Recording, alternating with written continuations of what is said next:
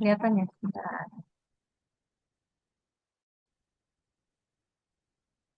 Dan ya, Bapak Ibu, udah, udah gerak sendiri. Oke. Assalamualaikum warahmatullahi wabarakatuh. Waalaikumsalam warahmatullahi Selamat wabarakatuh. siang, Bapak Ibu semuanya. Izinkan saya untuk mempresentasikan PKM saya yang berjudul Pelatihan Percakapan Bahasa Mandarin. Tutupan. Pelatihan percakapan bahasa Mandarin di tempat umum pada Yayasan Panti Asuhan Yatim Piatu dan Duafa Maktabul Aitam.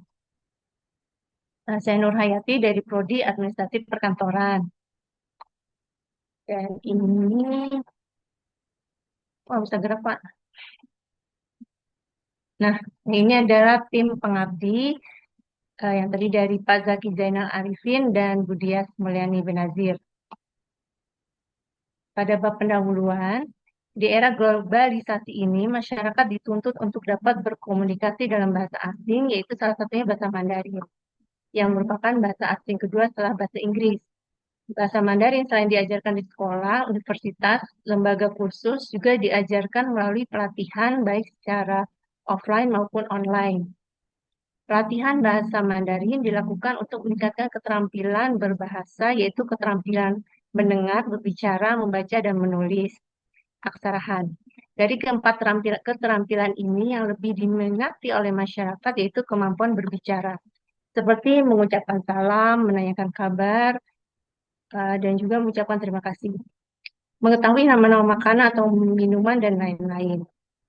Nah, karena mudah dipraktekkan dengan kemampuan berbicara ini. Nah, namun dalam mempelajari bahasa Mandarin tidaklah mudah karena cara melafalkannya berbeda dengan abjadnya untuk beberapa kosakata, beberapa kata. Nah, begitupun ada bacanya. Oleh karena itu perlu disosialisasikan kepada masyarakat, khususnya anak-anak dalam mengeja bahasa Mandarin yang baik dan benar. Nah, tujuan dari PKM ini yaitu untuk mengetahui pelatihan percakapan bahasa Mandarin di tempat umum yang khususnya di restoran itu pada Yayasan Panti Asuhan Yatim Piatu dan Duafa Maktabul Aitam. Dan yang kedua untuk mengetahui kendala yang dihadapi dalam melatih percakapan bahasa Mandarin di tempat umum khususnya restoran pada Yayasan Yatim Piatu Maktabul Aitam.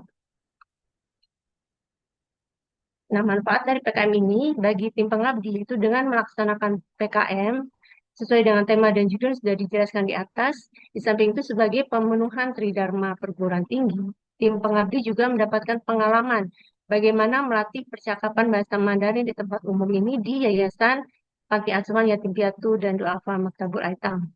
Dan bagi Yayasan Maktabul Aitam, maka para siswa menjadi tahu akan pentingnya belajar bahasa Mandarin dan melakukan percakapan di tempat umum, di restoran dengan baik dan benar. Nah, bagi Universitas Pamulang, Yayasan Panti Asuhan Yatim Piatu dan Duafa Maktabul Aitam menjadi lebih mengenal tentang Universitas Pamulang, baik visi misi maupun kegiatan kemitraan dengan masyarakat, sehingga image yang muncul sangat positif. Di samping itu, manfaat lainnya adalah universitas mendapatkan sasaran untuk menjalin kerjasama baik dalam kegiatan pengabdian masyarakat. Untuk metode pelaksanaan PKM, itu metodenya bersifat edukasi dan melatih siswa berkomunikasi dalam bahasa Mandarin, khususnya percakapan di tempat umum atau di restoran. Nah, hasilnya kegiatan ini ada beberapa langkah yang dilakukan oleh tim pengabdi saat melakukan pengabdian pada masyarakat di Yayasan Maktabul Aitam. Yang pertama, pengabdi memberikan penjelasan tentang pentingnya mempelajari bahasa Mandarin yang merupakan bahasa asing. Kedua, pengabdi mereview kembali fonetik bahasa Mandarin yang sudah ada dan juga nada baca kepada siswa dan siswi. Sehingga siswa-siswi dapat memahami cara membacanya. Karena yang kami lakukan PKM di yayasan ini adalah yang kedua. Yang pertama itu kami sudah mengajarkan bagaimana melafalkan eh, percakapan sehari-hari. Namun karena itu sudah dilakukan 3 tahun yang lalu, sebagian dari mereka sudah lupa sehingga kami ulang kembali. Nah, jadinya untuk eh, percakapan di restorannya adalah yang kedua kali. Nah, yang ketiga, pengabdi mengajarkan kosakata dan percakapan di tempat umum itu khususnya yang di restoran. Siswa-siswinya mempelajari nama-nama makanan dan juga minuman. Yang keempat, terakhir pengabdi meminta masing-masing dua siswa melakukan percakapan di restoran yang sudah diajarkan agar tim pengabdi dapat memastikan bahwa siswa-siswi dapat melakukan percakapan tersebut dengan baik. Nah, kelanjutannya, nah ini kendala hasil kegiatan PKM yang merupakan kendala dalam melatih percakapan di tempat umum, eh, percakapan bahasa Mandarin di tempat umum yang dilakukan di Yayasan Maktabul Aitam. Yang pertama, pelatihan yang dilakukan di Yayasan Maktabul Aitam sasarannya adalah siswa-siswi dari berbagai jenjang, dari sekolah dasar, SMP, dan SMA. Walaupun pelatihan percakapan tingkat dasar sudah pernah dilakukan, tapi tetap harus diulang kembali dan cara mengeja dan nada baca karena terdapat siswa yang sudah lupa cara melakukannya. Untuk mengatasi permasalahan dalam pelafalan, tim pengabdi memberikan solusi antara lain mengajarkan dengan pelan dan berkali-kali juga diperagakan di depan kelas, sehingga seluruh siswa dapat mempraktikkan setiap dialog yang diajarkan. Selain itu, tim pengabdi juga menyajikan PowerPoint dengan bentuk slide dan jelas dan gambar-gambar yang menarik. Kendala yang kedua, anggapan bahwa belajar bahasa Mandarin itu sulit sehingga tidak ada keinginan atau kemauan yang kuat dari masyarakat untuk pelajarinya, yaitu mengatasi permasalahan ini, mengatasi permasalahan keengganan ini, tim pengabdi mensosialisasikan kepada siswa-siswi untuk belajar bahasa Mandarin sebagai bekal saat mereka bekerja. Karena bahasa Mandarin merupakan bahasa komunikasi bisnis, banyak perusahaan China yang membutuhkan pegawai yang bisa berbahasa Mandarin baik aktif maupun pasif.